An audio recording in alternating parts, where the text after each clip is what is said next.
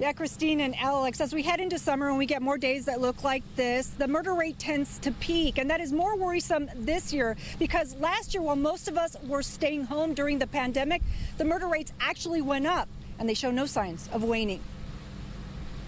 This talk don't mean nothing when you're allowing this to go on every day. LaWanda Hawkins lost her 19-year-old son, Reginald, to murder.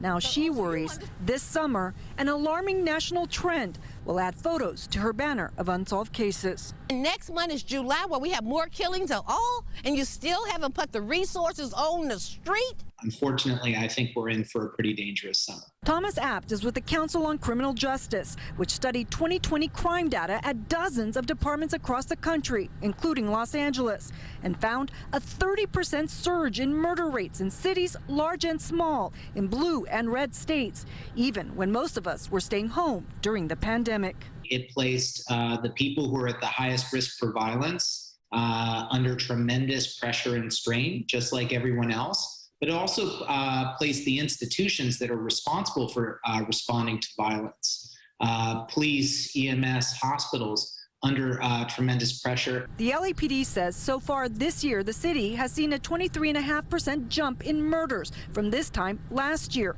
Even more troubling, the homicide rate in 2020 was already higher than 2019. Talking with the chiefs, talking with other stakeholders and law enforcement, there doesn't seem to be one, I think, contributing sole factor. Laura Cooper is with the Major Cities Chiefs Association. She and other experts point to multiple factors, including drug use, community outreach groups being sidelined by the pandemic, bail reform, and a surge in guns. Something that the chiefs have talked about is a overall decrease in patience amongst people and using shootings as a conflict resolution. Certainly the amount of illegal guns that are on the streets are a problem.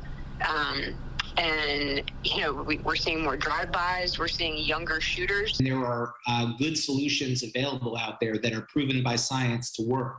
Those solutions usually involve a combination of law enforcement and community-based prevention. Hawkins agrees. She says Black and brown families like hers are disproportionately losing loved ones to murder. And it's time leaders include them in the solution. When are you going to allow our kids to be able to go out on the streets without hearing gun violence? They're acting like it's part of the norm in our community, and we should be okay with it. And in case you're wondering about the defund the police movement, one of the experts we talked to said murder rates also went up, even at departments that saw an increase in funding. And as we head into the summer, departments all over the region are preparing for what could be a violent few months. Live in San Pedro, Christy Fajardo, Fox 11 News.